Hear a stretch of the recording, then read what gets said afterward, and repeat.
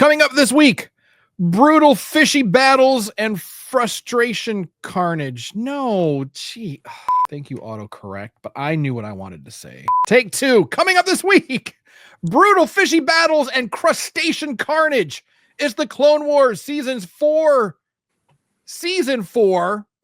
episodes 1 through 3. I swear I've done this before. All that and more on your Star Wars safe space. Stick around.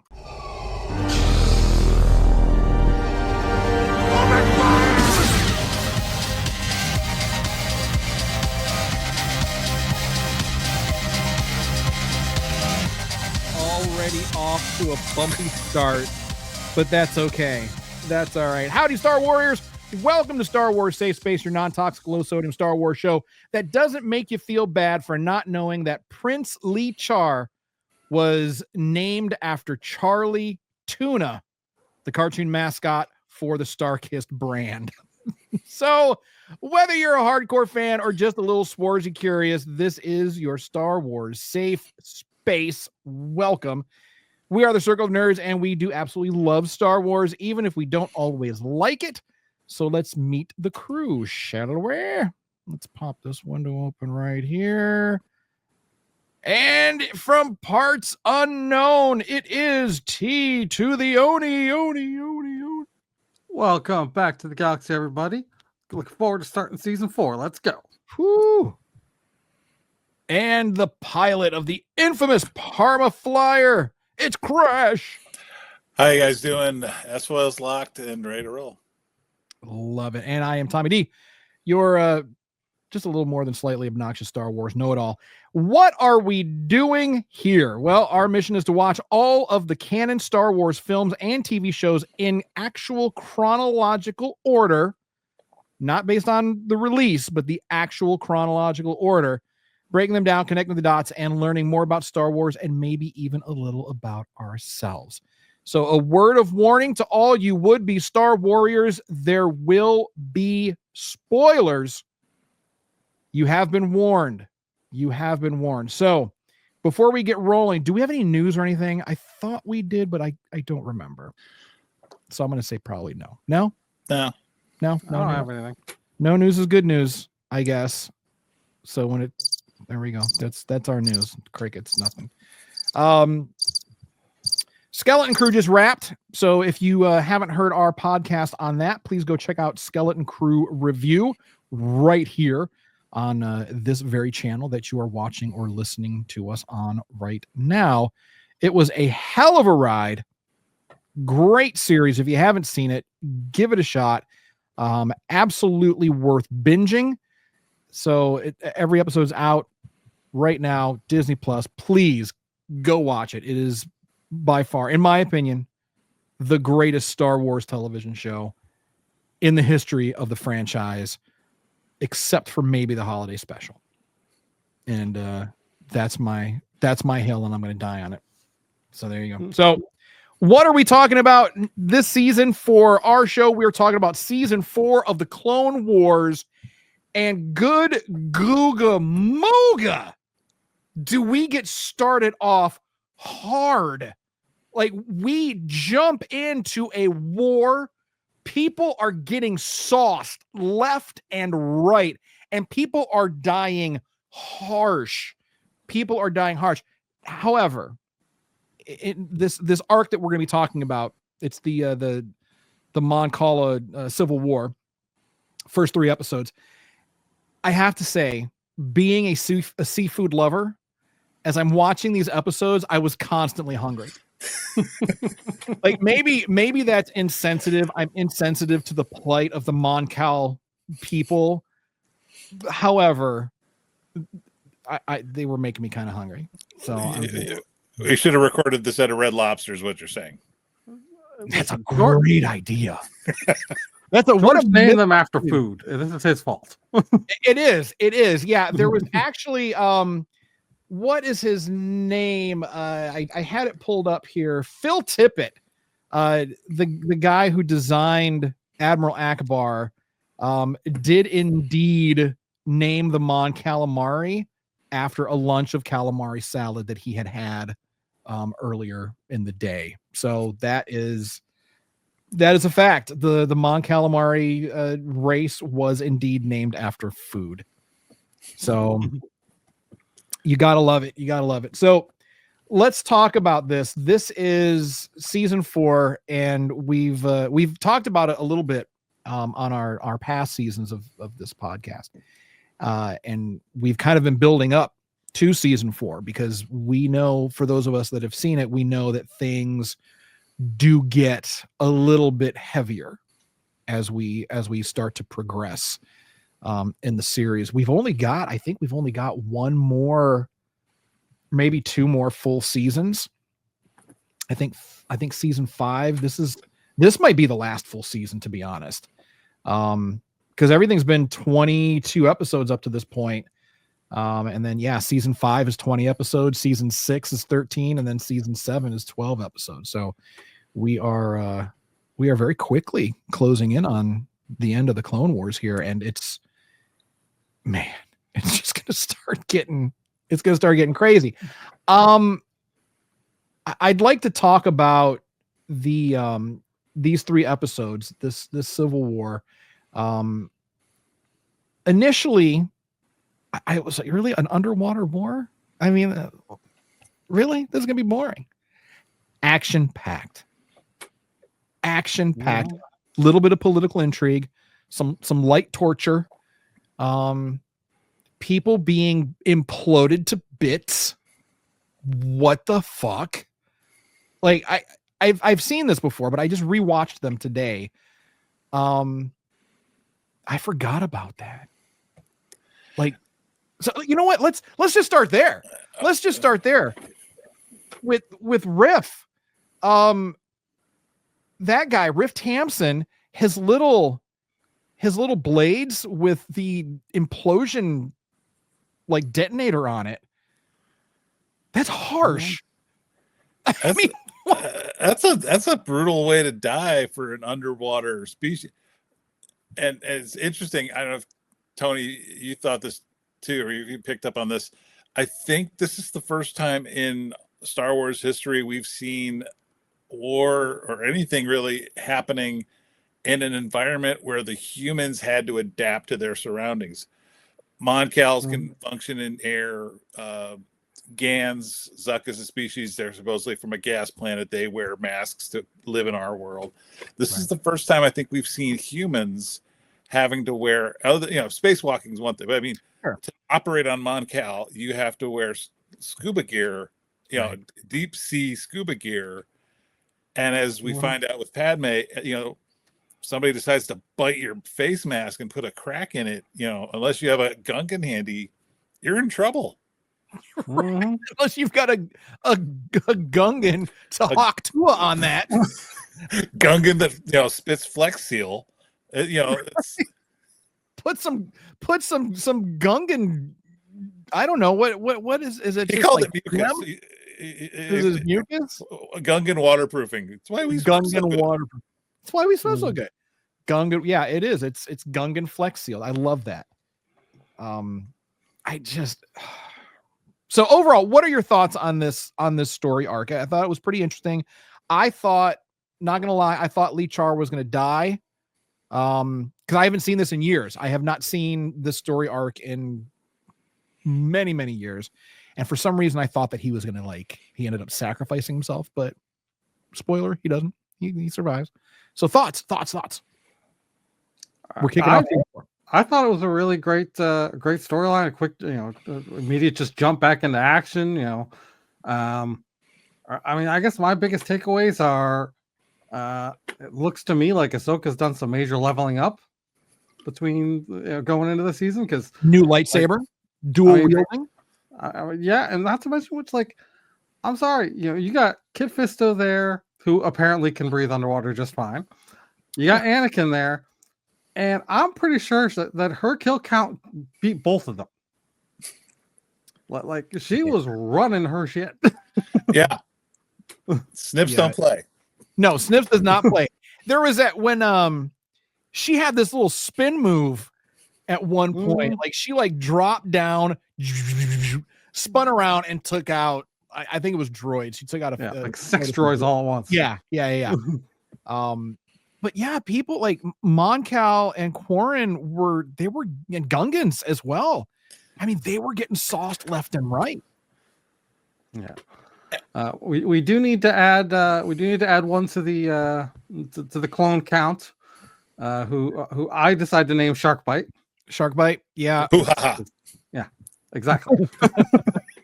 That was fucked up. At first, it looked like he was getting bit on the ass initially, but it looked like it got him on his leg. Do we know if he died? Do we know if Sharkbite died? I mean, if not, even if the bite didn't kill him, that broke his suit and he's going to be drowning. Like, he's definitely gone. Yeah, maybe he depressurized essentially. And can we just, going back to the Gungans, another great thing about this, there's a lot, again, a little political intrigue. We're going to find out in this season, early on, we're seeing hints of the separatists going after specific worlds and playing off of the cultural differences. The Quarren and the Mon Cal thing was covered in the micro series, but I think this is one of those cases where Dave did it so much better than just a quick 5-minute. Let's just throw a lot of droids and a lot of fish guys at each other. You had the Quarren, you had the Mon Cals, you had the Gungans come in. I like the fact that when the Republic runs out of troops, this is the first time we've seen the Republic go, we need a native. Again, this goes back to the having to adapt to your surroundings. It would take too long to outfit a regiment of clones. Right. But you have species out there in the Republic who can fight in water. We need to enlist their help. And I think this was a great, I know on this show, we kind of get a little down on Jar Jar about how silly, but this was a great chance for the Gungans and Jar Jar to shine in that they're fighting on their turf now. Right. Yeah. Right. And and interesting too, Crash, you brought up seeing this rivalry, this cultural rivalry between the Quarren and the Mon Cal, and we did see it in the micro series, but it goes back to 1987. I recently found out, like, in one of the source books, the Star Wars source book, in 1987, it was depicted that the two shared a planet and were always at odds. So this is a long reaching war. But it was very very interesting seeing the dynamic between Lee Char and Captain Ackbar.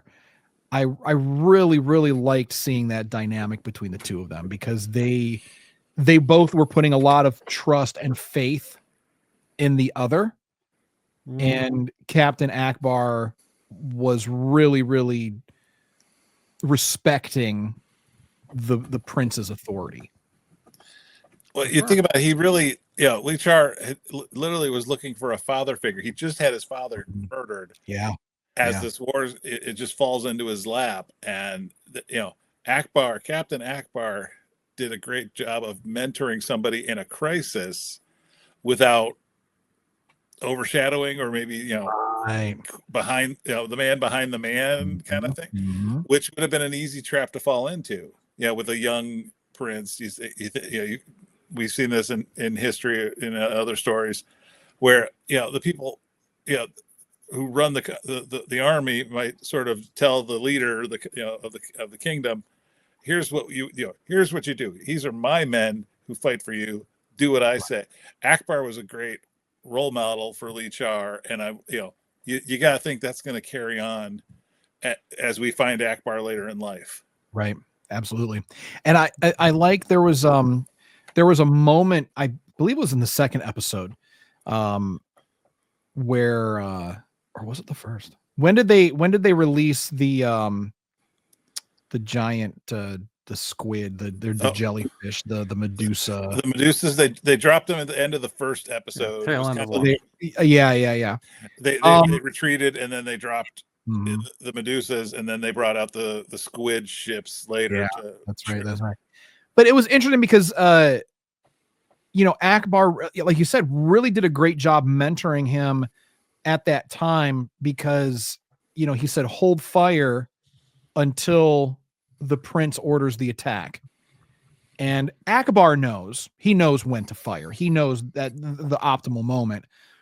But instead of calling it himself, he discreetly looks over his shoulder and says, Prince, now. And allows the prince to give the order, and thus really showing him that respect. And that's, because we really don't see Ackbar a lot, and everybody just knows him, it's a trap, that's what we get. And in the first episode, he's like, it's an attack, which I thought was great. That was a nice little nod. Well, just think about the fact that, Darth Vader and Admiral Ackbar fought together in this war, and then later on, we don't. I'm guessing Ackbar doesn't know who Darth Vader is, and really, but this was kind of a throwback to last season, introducing a young Tarkin to Anakin, where we know Tarkin grew up sort of exploiting that partnership to his advantage. The idea of you put your Admiral Ackbar action figure next to your Darth Vader action figure and go, buddies? No one would have thought of that. No, and that's a great point too. It's, you don't, like, when you initially watch the episode, you don't really think about that. You don't really think, this is Darth Vader and Admiral Ackbar, who will eventually be facing off against one another. Ackbar eventually sends Vader's flagship into the Death Star. Almost 2 decades later, after this moment when they're fighting side by side. And it's just, it's a deep cut. I mean, it's a deep cut. Well, even in the American Civil War, Robert E. Lee and a lot of the Confederate generals, they were formerly from the U.S. Army. They knew the U.S. general. So in a Star Wars setting, you would think, when Luke says you fought in the Clone Wars, there were people from the same side, and this is also plays into the Separatists. People sort of correlate the Empire to the Republic and the Separatists to the Rebellion, but there were people kind of crossing teams between wars. And this is just one of those rare instances where we have, the leader of the one army is also paired off with a younger version of Admiral Ackbar, and it's just like you never get that pairing ever again. No, and it's nice to see. And that's another. It's like, if you've never seen Star Wars, this is a great way to watch the Clone Wars, is in this chronological order. Some people would argue against, but if you have seen Star Wars, I think going back and watching it again in this order and then drawing those parallels, I think it really kind of enriches the entire experience. For me anyway, it does. It's just, you're seeing, like, again, I thought that, Anakin and Tarkin, on the what is it, the prison, Citadel. The Citadel, that was great. I mean, that was really that mutual respect that started forming between the two. Mm-hmm. And then it just makes you wonder about the first time we see them together on the big screen, in A New Hope. And, Tarkin's kind of like calling the shots, almost like Vader's more enforcer than Sith Lord at that point, which, initially that's what George intended, but then it makes you wonder, was that just Tarkin, that was a role that Tarkin was playing? Obviously Vader was the one in charge there, but, maybe Vader was allowing Tarkin to play that role in front of his officers. And conversely, Ackbar technically knows Luke and Leia's mom, fought with her too. And there's, and later he served with Leia in the rebellion. Mm-hmm. Mm-hmm. And it does make you wonder if it may be somewhere that we just haven't read it yet, but did Ackbar know? Did Ackbar know about? I don't think anyone knew about the twins. I don't think that was at all common knowledge. There's a post Return of the Jedi book where a Republic, New Republic senator outed Leia's parentage to Darth Vader. So eventually it does become public knowledge that she is Vader's daughter. Right. Does that mean that the world knows who Vader was? You know, Clark Kent to Superman. I don't know, but from Darth Vader to Leia, it eventually becomes public knowledge. Right. And I think Vader was one of those like, worst kept secrets, amongst probably the Imperial officers. I'm positive more people knew that Vader was General Anakin Skywalker. I'm positive more people knew about it because, clone troopers talk, God, what were those guys called? The attendants, those weird, creepy guys that would hang out with Palpatine. His entourage. His little entourage. They talked, they whispered in certain circles. So I'm pretty sure that, and also to keep people, exactly where he needed them to be, I'm sure Palpatine, quote unquote, leaked that information. He used that as currency. He used that as leverage. And Darth Vader's true identity. I bet Thrawn knew. Thrawn probably knew, when they gave Ahsoka's bio and he saw that she was trained by Anakin Skywalker, he knew exactly what that meant and what type of personality that meant. And there's no way he could have worked that closely with Vader and not known, all right, you can assume an identity and call yourself by a different name, but I know who you are. Yeah, Thrawn is so smart. I mean, he's really freaky, scary smart. So if he didn't piece it together, then I would be very surprised if he didn't know. But I didn't actually watch every episode of Rebels. So I'm really, really looking forward to that. We're going to be hitting that once we're done with the Clone Wars. So I'm looking forward to that. So I don't know, how often Thrawn and Vader interacted during Rebels. So that I'm not aware of, and I don't want to be aware of it because I want to find out. As far as I know, Vader only made one appearance in Rebels, and that was the most epic appearance of Vader, arguably, floating down, standing on his TIE fighter. Okay, come on, player. Come on, pimp. I mean, like, do you really? You did not have to come in like that. You did not have to do that. I can't wait to watch it again. It's such a good scene. Is that the one where you see his cape billowing, which shouldn't even be able to happen in space? Well, they're on a planet. They're in an atmosphere on a planet. Yeah, yeah. They're in it. And you know what? If I were Vader, I would use the Force to make my cape billow. Because why not? Like I wouldn't care. I wouldn't care if there's atmosphere or not. I'm going to use the Force to make it look even cooler than I already. He'd have a mouse droid with one of those Beyonce fans that just makes the hair blow wherever he goes. Just walk down the hallway with the hair, the cape blowing Beyonce style. Right? Why not? All right, so we're way off track. But, at least we're still talking about Star Wars, so I guess there's that. So we've got the this Mon Cal, this water war, as they're calling it, and we get to see these really, really cool new species, and Riff Tamson, the Carcharodon,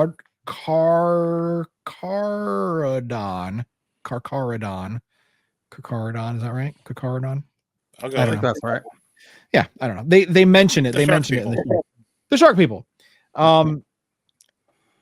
They were creepy. They were bad dudes. Like, and the way that he was killing people, he was inflicting damage with no weapons. Mm-hmm.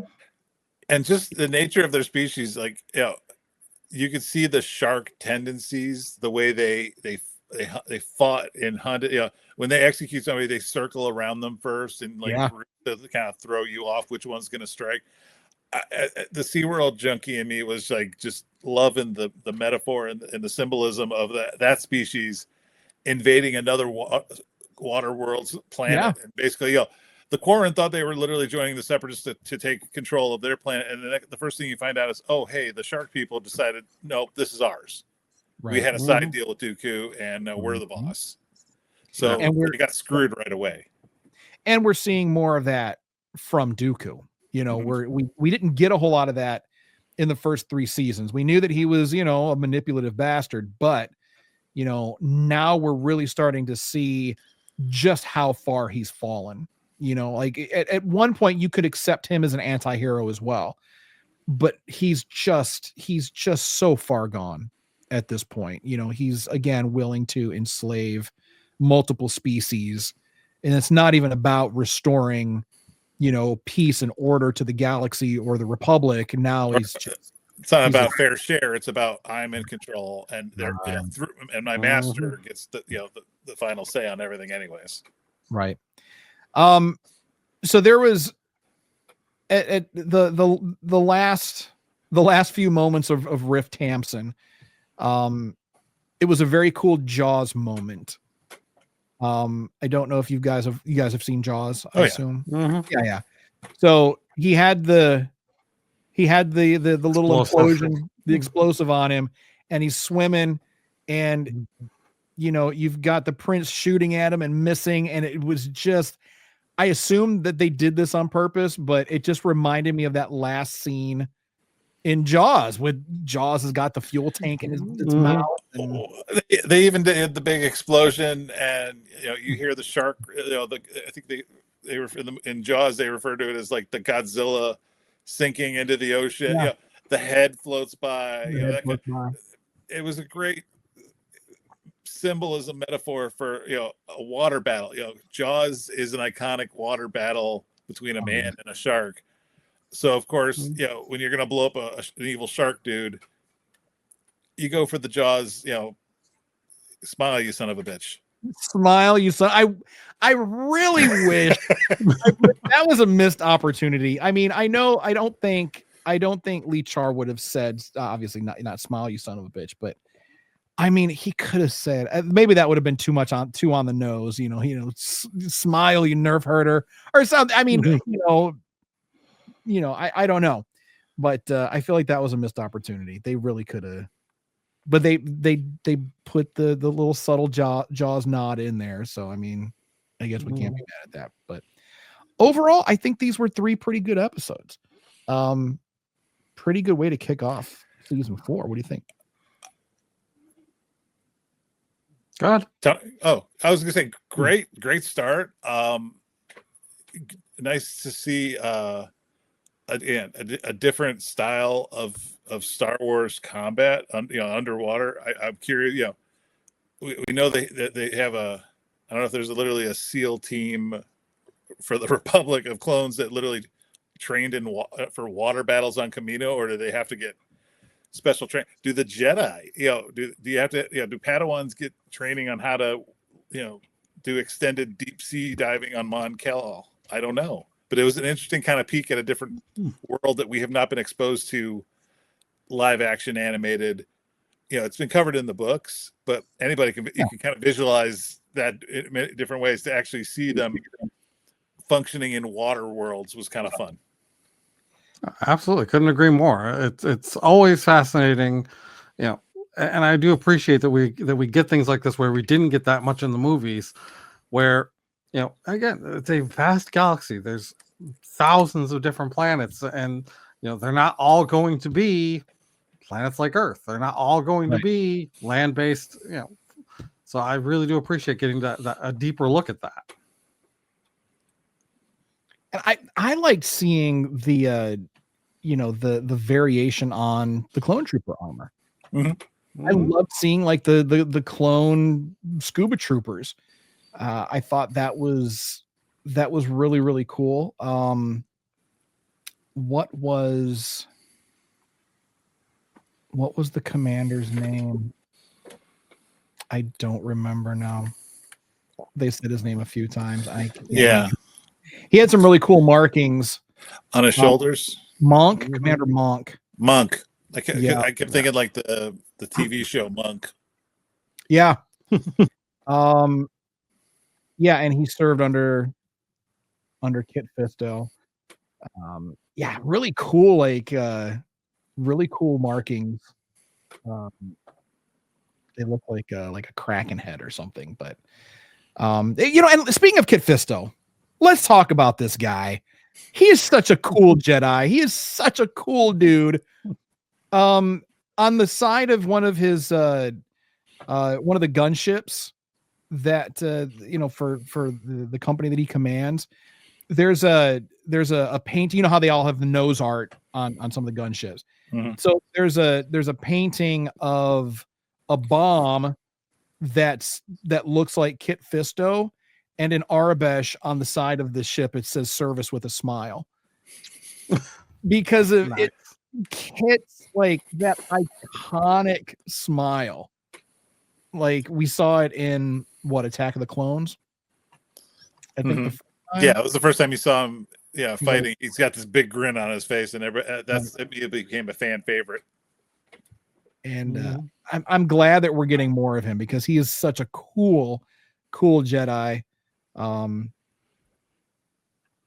Unfortunately, he spoiler alert, I guess he doesn't make it. He doesn't do well in hallway fights. He does not do well in hallway fights. He should have just stayed underwater, and he'd have been better off. Something else. I when I was watching the episode, I was wondering about. Apparently, all of the water in the galaxy is the same composition because Gungans, Mon Cal, Quarrens, the Shark Riff, creatures. yeah, everybody can breathe. Nautolans, because I think Kit Fisto's a Nautolan. They all can breathe under any water, apparently. So saltwater, freshwater doesn't matter. If you're an aquatic species in Star Wars, you're just good to go on any planet. I think it's like we talked about. Yeah, I don't know. That other thing where like every planet has like one major population center, and that's where I think oceans are oceans, and I guess maybe the quality of the water I guess would vary on the environment. If you can survive, New York smog versus like middle of the prairie kind of fresh air. I guess that's about as much variation as you're going to get. I mean, like, okay, so Gungans, right? I assume that the lakes surrounding Theed, and they're in a lake. I mean, that's not salt water, presumably. I mean, I don't know. Maybe it is, but maybe it's not even salt water. We're tied to our earthly ideals, So maybe there is no salt water in that galaxy. Maybe it's just water. Yeah. If you can breathe in one, you can breathe in any of them. So to me, the bigger thing is the apparent number of species in the Star Wars universe that can breathe on both in water and out of water just fine. All of them. Except us, except us humans. Yeah, that's a great point, Tony. Like every single aquatic species that we've encountered is good to go. Any water type, and dry land as well. Yeah. How far have you guys gotten into the Mandalorian? I've seen all, Amanda. Okay. All of it. I do think there's a one episode where I forget which one it was, but they start off on a Quarren ship, and I think it was a Quarren ship. The captain was in love with a Mon Cal, but she had like, oh yeah, the portable tank and the bridge. It was almost like, here yes, you can breathe in atmosphere like with all these humans, but to be more comfortable, the captain gets her own private jacuzzi. Mm-hmm. And I thought that was kind of interesting. It was like, because I've heard and again in some of the older lore and books and stuff, Ackbar keeps his quarters like almost like a steam room or a humidifier. Well, it's like his own little fish tank, right? His own little private fish tank. Yeah.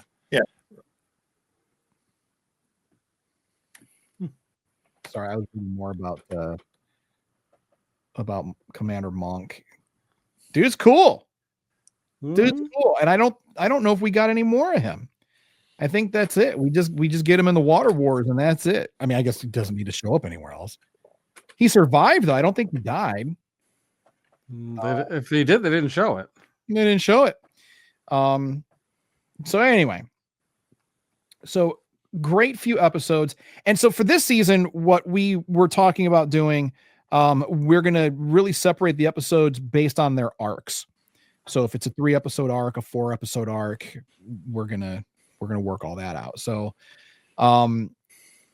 the next one coming up is going to be interesting because we're going to be doing episodes 4, 5, and 6.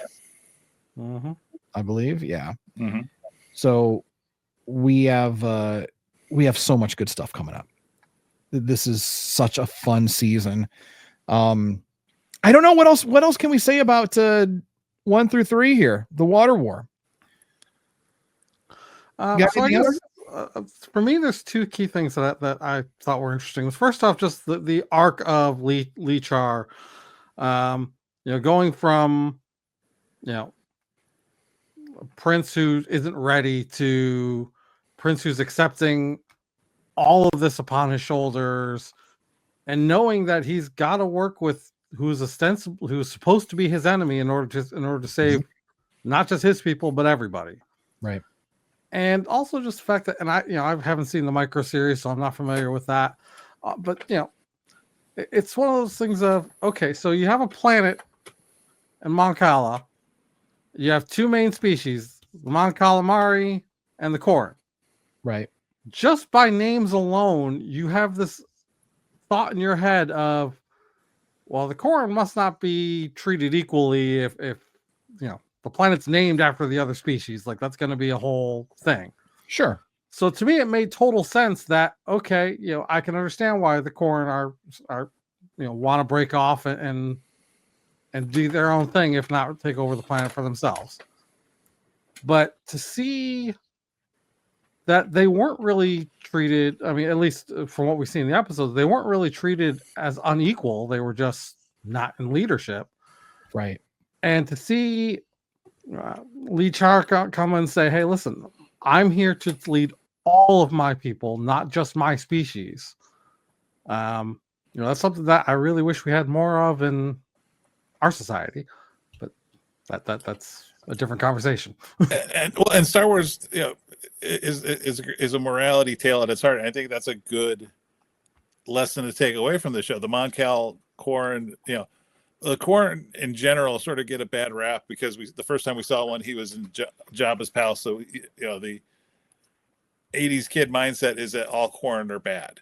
And there have been a few exceptions in some of the Rogue Squadron books, and they try to sprinkle, but there's sort of this stereotype that Quarren bad, Mon Cal good, right? And I think, and it's in this story arc, it really you see that it's not that the Quarren are bad; they just maybe wanted a little bit more for themselves, and Dooku exploits that.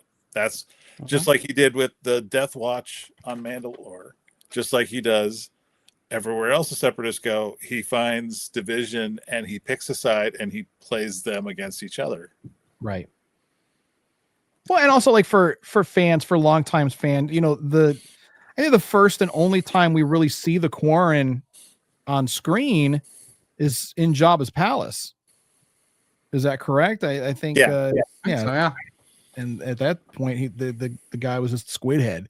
So we've been given that, that's the narrative that we were told. If you're hanging out in Jabba's palace, you're a bad guy. So we're seeing a Quarren in Jabba's palace, and then we see Admiral Ackbar leading the rebel fleet. So that narrative has been ingrained in us, from the very beginning. Mon Cal good, Quarren bad. And then so now it was nice to be able to see, a little bit more of that, different sides of that narrative, and kind of cleaning it up a little bit and seeing them come together, as 2 species that share a planet. So I thought that was pretty interesting. Good episodes. The next one's coming up. I'm just looking over. I'm sorry, I shouldn't be looking at anything because it's really distracting me. But episodes what we're gonna do 4, 5, and 6. yeah, we're gonna get we've got a couple droid episodes, right? But we've got some Grievous action going on as well coming up. So I think we're gonna have some really, really good episodes. And this season, it just is so good. It's just so good. And then starting with episode 7. Yeah. We talked about that on the preview episode where we kept talking about Ackbar. Ackbar is really a turning point for the show. Yeah, it is. And for the audience, it's a very it's when things start getting dark, both literally and figuratively. Yeah. Yeah, and I think calling the planet Umbara was not a mistake. We know that is what is that? That's I think Latin for darkness, maybe. I think that's like from Umbra. Yeah. Umbra, yeah. So yeah. So I mean, it's like it's not just like you said, you crashed. It's not just that the planet is dark, but the series itself does really start to take a darker tone, especially as we start looking ahead to some of the other episodes. A lot of stuff going on. We get to see more of Ahsoka's growth throughout all of this, which is great. She's not in her little tube top outfit anymore. She's actually putting on some clothes and growing up, and it's going to be a fun ride. I'm looking forward to it. So, oh man, I love the Clone Wars. And I apologize to all of our viewers and listeners because I'm seriously just looking at all the stuff that's coming up and I'm just not even paying attention to the show. Like I told you earlier, I was, to the past couple seasons, I've been sort of going off. I do a lot of rewatches. I watch from like season 1 through the end. I've got most of these episodes down pat. It was fun to kind of, start at a new season, and from the beginning of this season and move forward because it's so fresh in your mind. And you just, you remember what it was like when they first aired versus, binge watching them now streaming or on Blu-ray. But sometimes you got to remember, we get into some of these bigger arcs, they may go for 3-4 episodes. That's almost an entire month of build up and hype. And, people talking about it online, and it was just good TV. Great TV. This is, some of the best storytelling in the franchise comes out of the Clone Wars.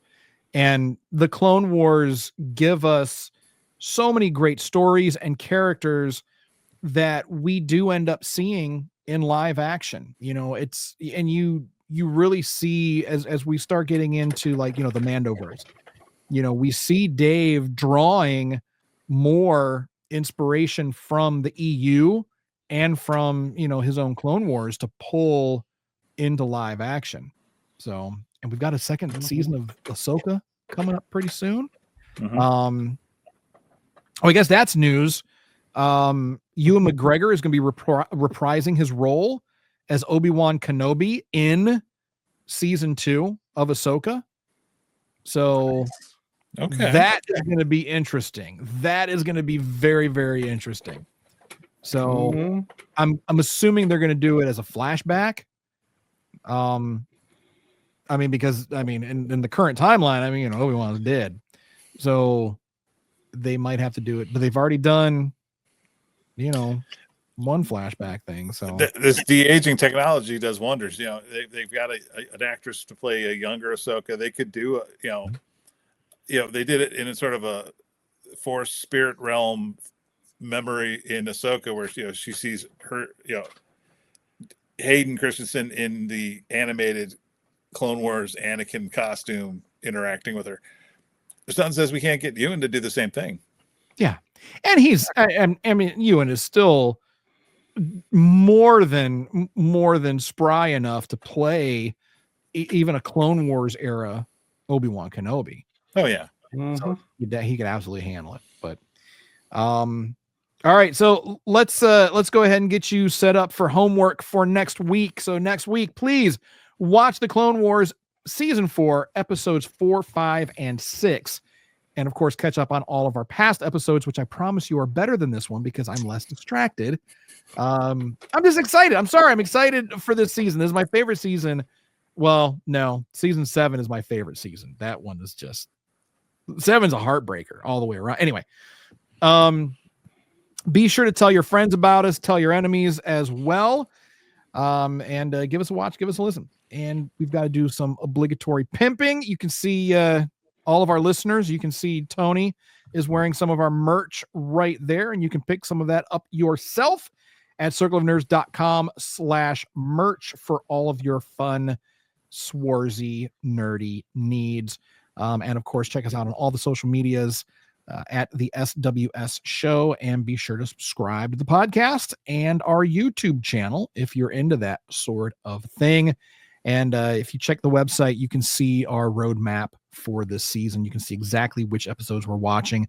And because we are really strictly sticking to chronological order this time, we kind of were, doing things based on what Dave was doing the last few seasons. But this time we're sticking to it. We do have a little Tales of the Empire sprinkled in here this season for us too. So absolutely, please check that out. And we may be, I don't know, by the time this comes out, because this episode should drop on Tuesday. Is that going to be? That'll be after the alleged TikTok ban, maybe. But I heard that's going to be another 270 days. We might get a reprieve. We might. We'll see. So we'll see. But check us out on TikTok. We're doing most of our stuff on TikTok. So we've got a lot of clips there. We're putting clips everywhere, but mostly we do more stuff on TikTok. And we might be moving over to Red Note. I'm hearing a lot of people are migrating from TikTok over to Red Note. So at the very least, I'll make an account. Put it up over there, and we'll say hi to our Chinese friends and Star Wars fans over there. There's plenty of them over there. Of course. And I guess we would be like the uncles. We would be like their Star Wars uncles. I think that's like a term of endearment that Chinese culture uses for your elders. So we're the elder Star Wars fans. So we'll see what happens. But anyway, that is going to be something interesting, I think. So we'll see what happens there. For sure. Do you guys have anything on the way out? No, that's all I got. This was a good launch point for the season, and I think we're in for some good times. I agree 100%. I know we're in for some good times. I know it's not Clone Wars, but if y'all have not seen Skeleton Crew, go watch it. Yes, it's great. Watch Skeleton Crew, binge it now, right now. The episodes are only like they're all out. They're all out. Watch them, no excuse. Call off work, call in sick to school. It's cold outside. Don't go.